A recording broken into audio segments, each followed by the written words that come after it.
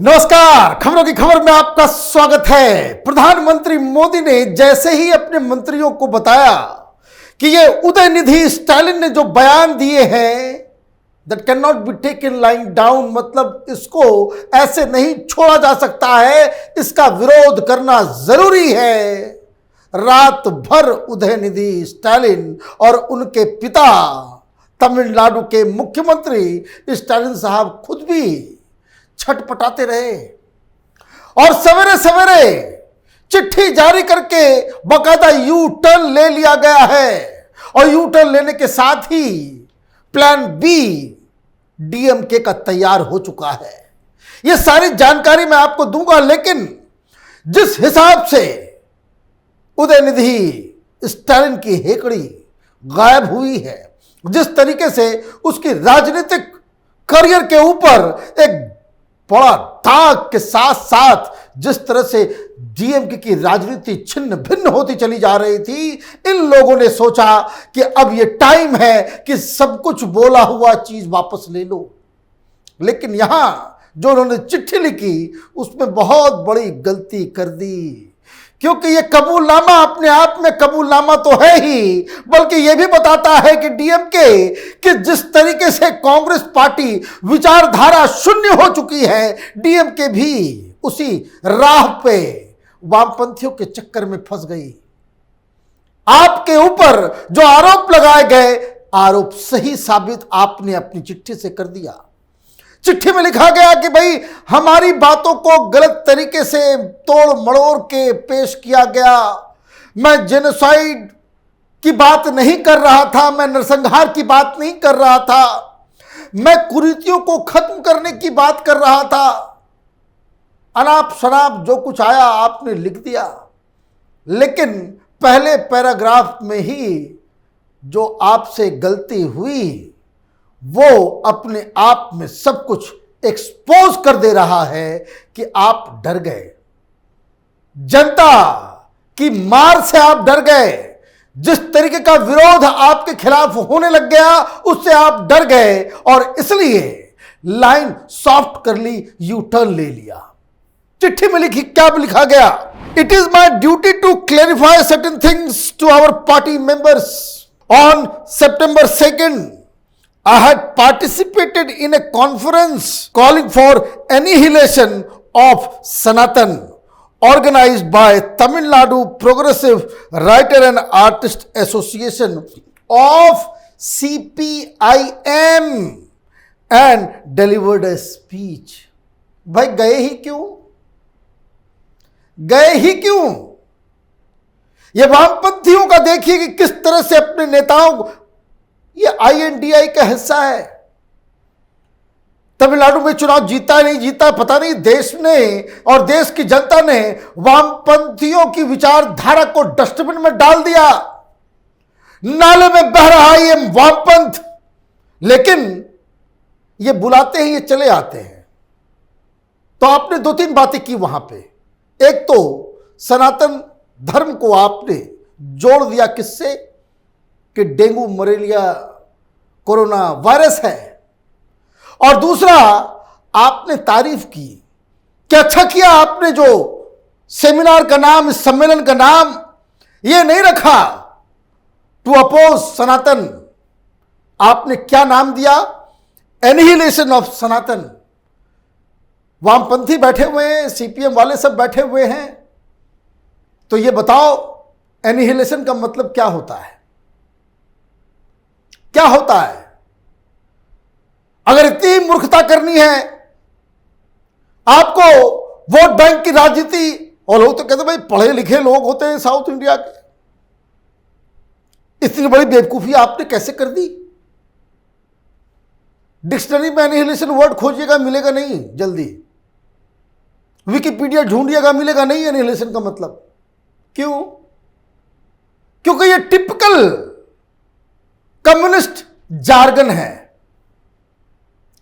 Early 70s के दौरान जब नक्सलवादी मूवमेंट शुरू हो रहा था तो एक इनके थे पागल चारू मजुमदार। चारू मजुमदार की लाइन थी जिसको ये लोग कहते थे एनिहिलेशन लाइन। क्या है ये? कभी इस पे मैं वीडियो बनाऊंगा, ये दिमाग से पैदल वामपंथियों के इस रेवोल्यूशनरी आइडियाज को लेकर के कि किस तरह खुद पागल थे और देश को पागल बनाने में जुटे हुए थे। तो एनिहिलेशन लाइन जो था वो ये था कि कोई भी बुर्जुआजी जो मिले, मतलब कोई प्रोफेसर हो, डॉक्टर हो, सरकारी दफ्तर में काम करने वाला हो, बिजनेसमैन हो, बहुत बड़ा जमींदार हो, उसको एनिहिलेट करना है। एनिहिलेट कैसे करना है? मार देना है। एनिहिलेशन का मतलब फिजिकली मर्डर। आपको अगर शब्दों का अर्थ नहीं मालूम है तो ये किसी और की प्रॉब्लम नहीं है, किसी और की प्रॉब्लम नहीं है।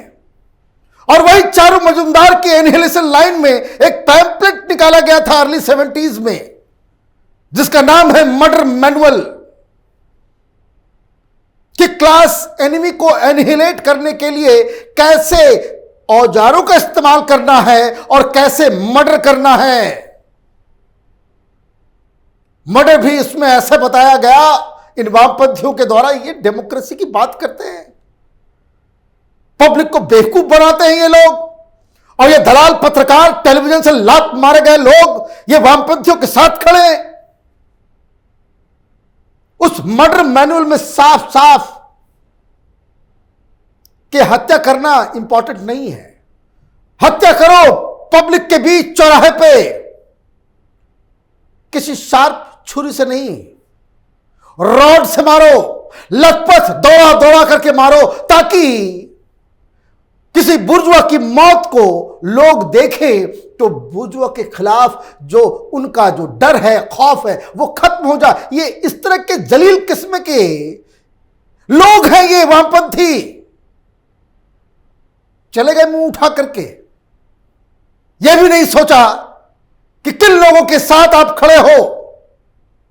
जो लोग इस तरह के दैत्यों के साथ खड़े हैं, जो अपने आप को वामपंथी कहते हैं, ये मोहब्बत की दुकान खोलने वाले लोग हैं। मूर्खता थोक में मिली है इन लोगों को। एनिहिलेशन के कार्यक्रम में चलेंगे सीपीएम, और ये सब सीपीएम वाले ही थे। ये एनिहिलेशन लाइन ये सीपीएम की ही लाइन थी, ये तो बाद में बना सीपीआईएमएल और माओइस्ट। तो आपने पहली गलती तो स्वीकार कर ली, गलत जगह चले गए, गलत भाषण दे दिया। लेकिन प्रधानमंत्री का डर ऐसा कि यूटर्न लेते हैं। अब क्या कहा चिट्ठी में? I am one of the political heirs of Perarignar Anna, the founder of DMK. Everyone knows that we are not enemy of any religion. आ गए कि धर्म का हम विरोध नहीं करते। फिर अन्ना को कोट कर दिया, लिखा, I would like to quote अन्ना's comment on religion, which remains relevant even today. If a religion leads people towards equality and teaches them fraternity, then I too am a spiritualist. If a religion divides people in the name of caste, if it teaches them untouchability and slavery, I would be the first person to oppose the religion.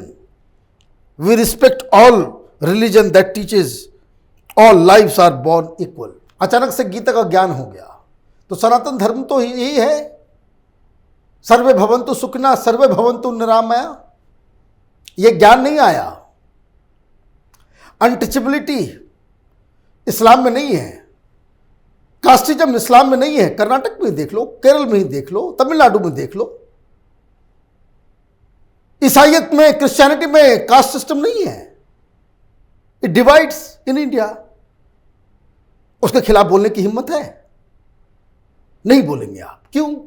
आपको लगा कि इस बार हिंदू तो है गलीच, गाली दे दो, कुछ भी मना है बोल दो, कोई कुछ नहीं बोलेगा। हीरो बन जाओगे सेक्युलरिस्ट लोगों के बीच में।